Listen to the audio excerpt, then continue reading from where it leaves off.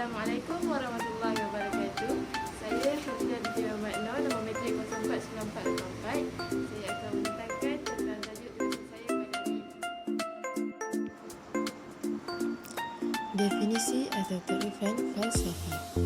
Falsafah merupakan pencarian tentang hakikat sesuatu. Perkataan falsafah berasal daripada istilah Yunani philo yang bermaksud cinta dan sophos iaitu hikmah dan kebijaksanaan.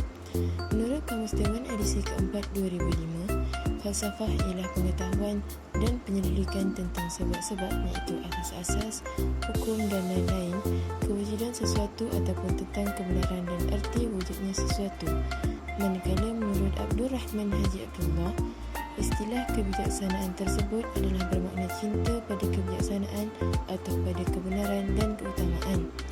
Manakala menurut Mak Rafa Ismail pula, takrifan falsafah adalah sejagat seperti kecintaan terhadap ilmu, kebenaran, akhlak dan sistem metafizik menerusi kewarasan akal yang jitu. Abdul Ghani Ombud mendefinisikan falsafah sebagai sesuatu yang merujuk kepada asas utama yang mendasarinya iaitu terbina oleh faktor sejarah, kebudayaan dan persekitaran bagi sesuatu negara. Ilmu falsafah. Falsafah bermula pada kurun ketiga, iaitu pada zaman kerajaan Yunani yang dipelopori oleh beberapa ahli falsafah yang terkemuka seperti Thales, Plato dan lain-lain lagi. Selain itu, terdapat beberapa percanggahan yang menyatakan bahawa hakikat ilmu falsafah itu bermula di kawasan timur seperti negara India, China, Persia dan Iraq. Namun, selepas kelahiran Nabi Isa AS, falsafah Yunani mengalami kemerosotan kerana peranan agama seperti Islam dan Kristian telah menyebabkan manusia pada zaman tersebut mula mempercayai fungsi agama. Kewujudan dan perkembangan falsafah merupakan sebuah ilmu yang mampu menjana kemahiran berfikir dalam kalangan manusia. Secara tidak langsung, ilmu falsafah ini dapat dikategorikan kepada beberapa jenis ilmu. Menurut Aristotle, ilmu dikategorikan sebagai pengetahuan peringkat tinggi yang dipanggil epistema. Epistema ialah ilmu pengetahuan sejati, iaitu pengetahuan tentang sebab musabab atau lebih dikenali sebagai cognitio per causes dalam pengertian yang luas. Selain itu, mazhab rasionalisme mendefinisikan ilmu sebagai pengetahuan yang bersifat a priori, konseptual dan sistematik. Istilah a priori bermaksud hasil renungan tanpa melalui pengalaman. Definisi ilmu ini adalah berdasarkan ciri-ciri ilmu yang tersusun sedemikian rupa hingga membentuk kesatuan dengan mempunyai asas-asas tertentu, pembahagian dan rumusannya. Di samping itu, mazhab empirisisme pula mentarifkan ilmu adalah perkara yang merujuk kepada pengenalan atau persepsi jelas tentang fakta, dan fakta pula merupakan perkara yang dapat oleh panca indera. Walau bagaimanapun, persoalan spiritual atau metafizik dan agama tidak termasuk lapangan ilmu kerana ia di luar jangkauan panca indera. Hal ini dikatakan demikian kerana ia dianggap sebagai pengetahuan yang bersifat a posteriori, iaitu yang berdasarkan pengalaman dan pengamatan. Walaupun ia juga bersifat konseptual dan aktual, tetapi kedudukannya sering berubah-ubah.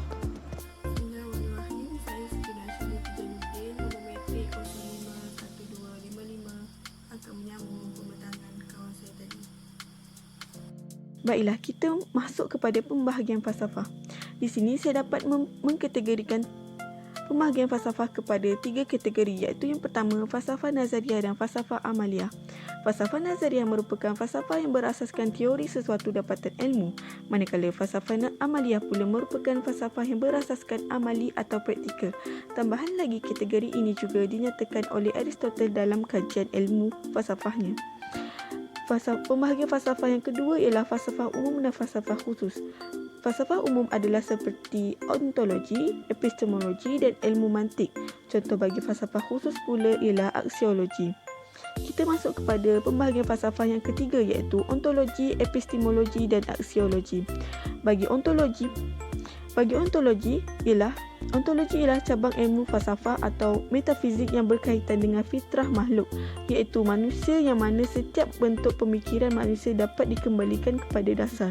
Berdasarkan Francis Bacon, beliau mengkategorikan asas kepada ilmu ontologi adalah berkaitan hakikat Tuhan, hakikat alam semesta dan hakikat manusia. Hakikat Tuhan iaitu berkaitan ilmu teologi dan ilmu metafizik. Ilmu teologi bermaksud ilmu bukan ketuhanan, manakala ilmu metafizik ialah falsafah yang mengenai di luar alam biasa.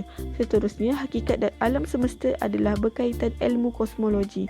Ilmu kosmologi ialah salah satu bidang falsafah yang mengkaji asal-usul, proses dan struktur alam semesta berdasarkan dalil Al-Quran yang terdapat dalam surah Al-Baqarah ayat 29. Huwallazi khalaqakum ma fil ardi jami'a ila akhir ayah. Bagi epistemologi dan aksiologi pula, epistemologi ialah teori tentang pengetahuan, terutamanya yang berkaitan dengan kajian kritis tentang kesahihan, kaedah dan skop sesuatu pengetahuan. Maka jelaslah bahawa definisi epistemologi adalah berkaitan teori ilmu. Manakala aksiologi pula adalah berkaitan teori nilai, iaitu ilmu yang memberi penekanan terhadap etika dan estetika. Etika didefinisikan sebagai prinsip moral atau nilai-nilai akhlak, iaitu adat sopan santun dan sebagainya yang menjadi pegangan seseorang individu atau sesuatu kumpulan manusia. Manakala estetika ialah cabang falsafah yang mengkaji konsep yang berkaitan dengan keindahan, cita rasa dan lain-lain.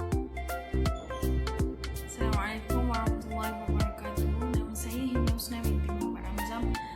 Nombor metrik 050502. Saya akan membentangkan tajuk tentang ontologi. Ontologi berasal dari bahasa Yunani, iaitu ontos bererti yang berada, being, dan logos bererti fikiran, logik. Ontologi bererti ilmu yang membahas tentang hakikat sesuatu yang berada, atau dengan kata lain ertinya ilmu yang mempelajari tentang yang ada, atau dapat dikatakan berwujud dan berdasarkan pada logik. Apa yang dikaji oleh ontologi? Yang pertama, membahas sesuatu yang telah ada, baik secara jasmani maupun secara rohani. Yang kedua, membahas sesuatu tentang masalah tentang ruang lingkup ilmu, iaitu sama ada ilmu pengetahuan hanya terbatas pada universal atau mutlak. Yang ketiga, membahas sesuatu tentang kewujudan itu umum atau khusus, fizik atau metafizik. Baiklah, seterusnya, cabang falsafah ontologi. Cabang falsafah ontologi terbahagi kepada tiga. Yang pertama, hakikat Tuhan, iaitu teologi atau metafizik. Yang kedua, hakikat alam semesta, iaitu kosmologi. Dan yang ketiga, hakikat manusia, iaitu psikologi. Okey, selanjutnya, aliran-aliran ontologi, iaitu terbagi kepada dua. Yang pertama, kualitatif dan yang kedua, kuantitatif. Kualitatif adalah mempersoalkan sama ada realiti atau kejadian itu hadir dalam bentuk kualiti, bukan berbentuk jumlah tertentu. Kualitatif terbahagi kepada dua, materialism, iaitu serba zat, dan yang kedua, naturalism. Okey, kuantitatif pula mempersoalkan kenyataan realiti tersebut memiliki sifat atau jumlah tertentu. Kualitatif terbahagi kepada dua. Yang pertama, monoism, dan yang kedua, dualism, iaitu material dan jasmani. Bismillahirrahmanirrahim. Assalamualaikum warahmatullahi wabarakatuh. Nama saya Nurul Huda binti Kaharudin bernama metrik 049475. Seterusnya saya akan membentangkan berkenaan dengan epistemologi. Epistemologi ataupun dengan kata nama lain juga boleh disebut sebagai filsafat pengetahuan adalah satu cabang falsafah yang menjadi topik perbincangan para filsuf dalam sesuatu kajian falsafah. Tidak dapat dinafikan lagi bahawa istilah epistemologi seringkali dikaitkan dengan konsep ilmu. Para ahli telah mengungkapkan epistemologi dalam makna kata yang pelbagai yang dijadikan pijakan dalam usaha untuk memahami apakah maksud sebenar yang dibawa oleh epistemologi itu.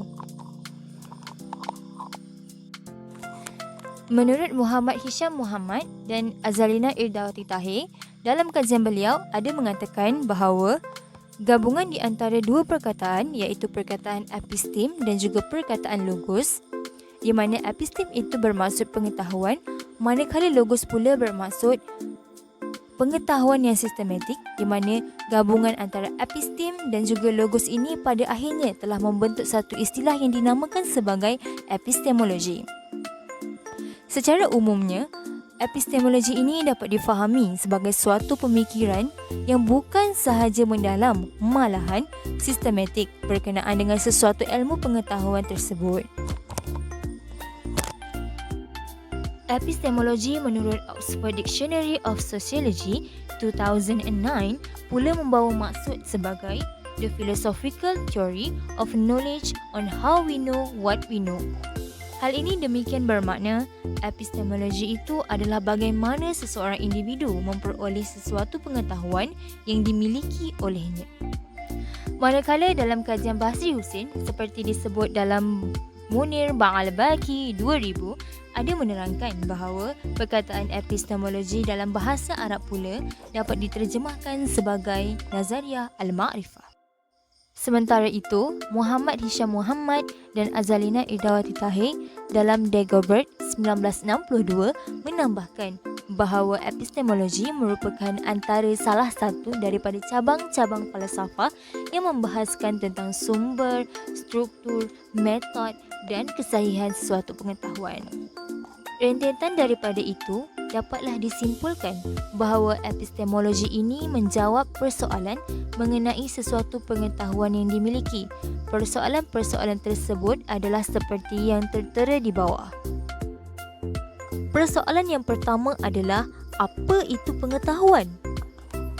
Dari mana asalnya atau sumber pengetahuan itu? Untuk apa pengetahuan tersebut dan kegunaannya? Apakah nilai pengetahuan tersebut? Bagaimana hendak membentuk pengetahuan yang benar dan tepat? Apa itu kebenaran? Manakala yang terakhir, apa yang diketahui oleh manusia itu sendiri? Assalamualaikum warahmatullahi wabarakatuh. Nama saya Asma Tahni binti Yusri, nombor metrik 050757.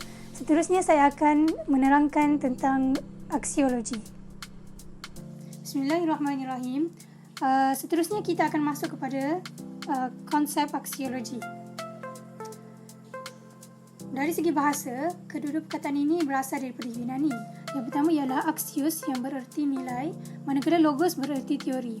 Dari segi istilah pula, aksiologi adalah perbahasan tentang konsep nilai yang terhasil daripada sesuatu pengetahuan. Ia turut menyentuh aspek etika ataupun akhlak. Maka setelah kita mengetahui tentang pengetahuan yang telah kita dapat dari konsep epistemologi, maka kita akan aksiologi ini pula menerangkan lagi apa nilai yang boleh dihasilkan daripada pengetahuan tersebut.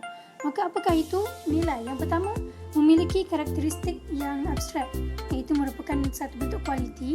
Yang kedua, berkisar pada persoalan baik atau buruk ataupun benar dan salah. Yang ketiga, mempunyai unsur kesenangan.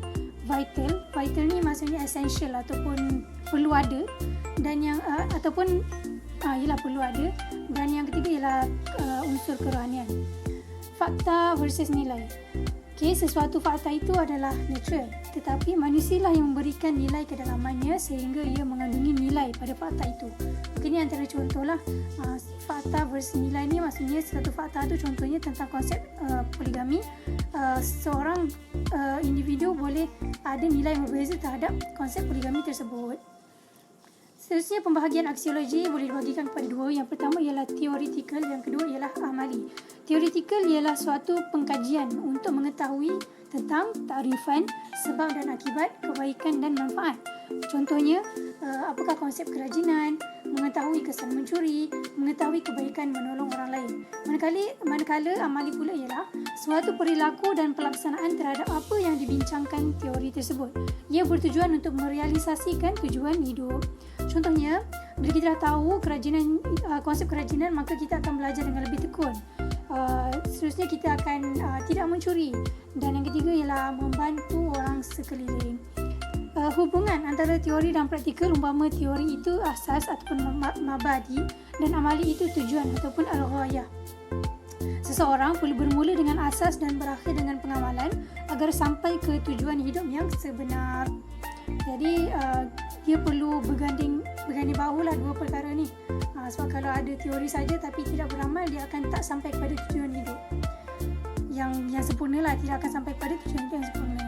Yang kedua, etika dan estetika. Okay, ini antara komponen yang terkandung dalam aksiologi. Etika ialah satu bentuk moral dan akhlak, manakala estetika pula ialah satu bentuk kesenian dan keindahan. Okey, etika ini ruang lingkupnya ialah membicarakan perbuatan manusia dan memandangnya dari sudut baik dan buruk. Manakala estetika, ruang lingkupnya adalah ekspresi pengalaman manusia yang berkait dengan seni serta alat untuk kesenangan. Okey, etika ni hanya ada pada manusia sahaja, manakala estetika ada pada manusia dan haiwan. Okey. Yang seterusnya, etika mementingkan nilai rohani dan kebaikan. Namun ia berbeza mengikut sesuatu golongan. Maksudnya ada setengah orang anggap benda tu baik, nilai itu baik, ada setengah-setengah yang tak menganggap nilai itu baik. Ya, estetika pula ialah mementingkan nilai panca indera. Syarat estetika terbatas dalam ukuran-ukuran etika. Kerana etika menuntut agar yang bagus itu mestilah baik. Boleh jadi suatu yang berestetika tinggi namun mempunyai etika yang sangat rendah. Contohnya tarian gelek dapat mengundang nilai estetika. Maksudnya tarian ni kan dia ada satu seni-seni dia tertentu kan. Okay? Tetapi akal yang sihat pasti menolaknya kerana tidak beretika. Sebab apa? Tarian gelek ni kalau kita tahu dia punya pakaian tak elok lah. Dan juga tak ada tak elok lah. Okay. Ini menunjukkan kadang-kala nilai panca indera lebih diutamakan berbanding nilai rohani, dan orang hanya mencari sesuatu yang nikmat tanpa melihat kepada kesan baik atau buruknya sesuatu itu. So itu antara perbezaan macam ni kita nak bezakan etika ni apa dan estetika ni apa. Jadi itu sahaja daripada saya. Sekian, terima kasih. Sekian, itu saja pembentangan daripada kami. Semoga pembentangan ini bermanfaat untuk semua. Sekian, terima kasih.